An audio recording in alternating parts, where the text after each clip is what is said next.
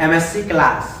आज आप लोग को पता चल ही गया होगा कि किस पर हम चर्चा करने वाले हैं। तो देखिए, आपको लग रहा होगा कि बहुत बच्चे को लगता है कि हम मैथ में फेल कर जाएंगे, और बात सही भी है कि अधिकतर स्टूडेंट मैथ में ही फेल करते हैं, क्योंकि उनका मैथ जो होता है वीक होता है। और वीक इसलिए होता है क्योंकि बच्चे मैथ पढ़ते हैं मगर उसका प्रैक्टिस सही तरीके से नहीं कर पाते हैं, जिससे उनका मैथ क्या वीक हो जाता है।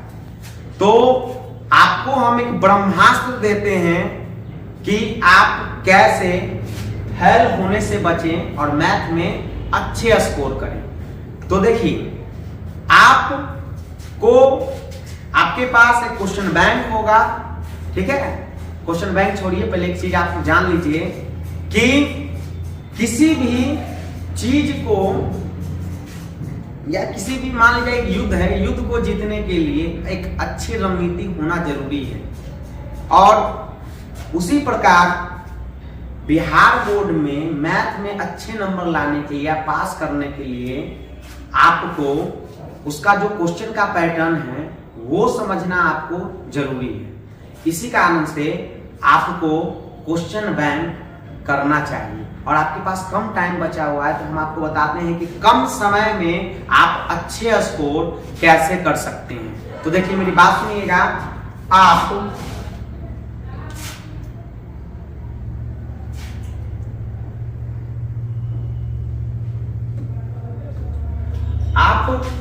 2019 से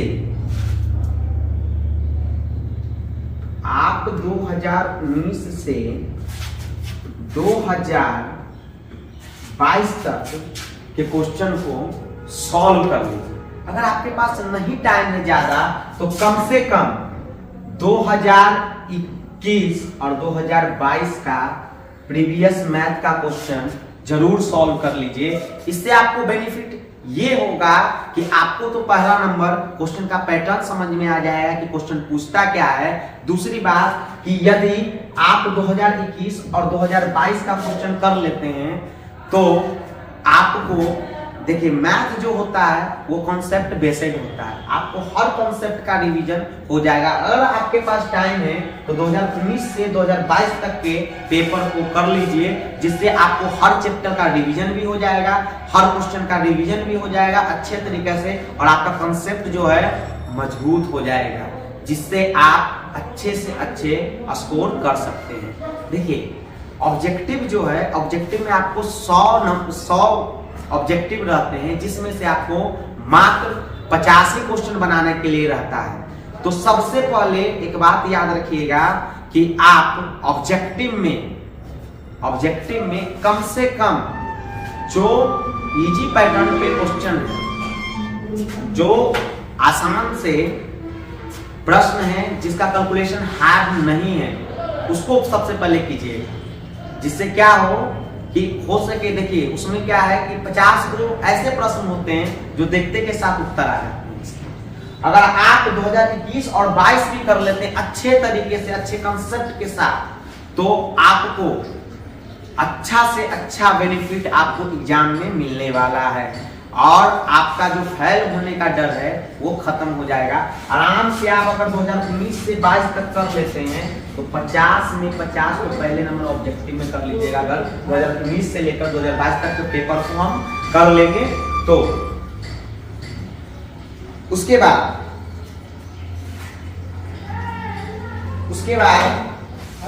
क्या करना है, आपका इसका 2019 से लेकर 22 तक का, ठीक, 2019 से 22 तक, या छोड़िए 2020 से 22 तक का आप 2 अंक वाला भी प्रश्न अच्छे से कर लेते हैं, तो आपका और सबसे ज्यादा बेनिफिट होने वाला है। यानी कि कुल मिलाकर 50 इधर और 30 नंबर इधर, टोटल 80 मार्क्स आ जाएंगे, ठीक। 5 नंबर वाले प्रश्न को करने के लिए आपको द्विघात समीकरण का अच्छे से चक्र बना लेना है। 9.1 यानी हाइट एंड डिस्टेंस एग्जाम्पल का प्रश्न लेते हुए बना लेना। हम ये नहीं कर रहे हैं कि जो सेम टू सेम क्वेश्चन है वही पूछा जाएगा, मगर जो कॉन्सेप्ट है वो सेम रहेगा जो आप पढ़ चुके हैं।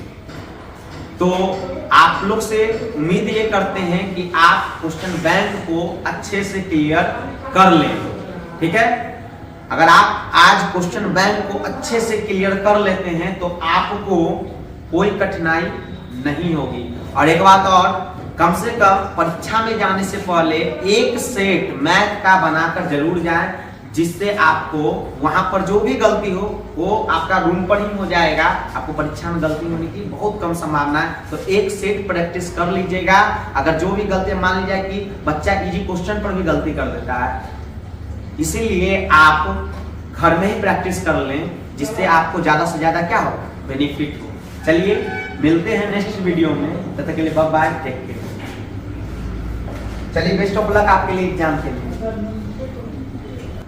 कल का दिन आपके लिए शुभ हो, भगवान से हम यही प्रार्थना करते हैं कि आपके एग्जाम अच्छे से जाएं और आप 80 के 100 में 100 नंबर लेके आए। चलिए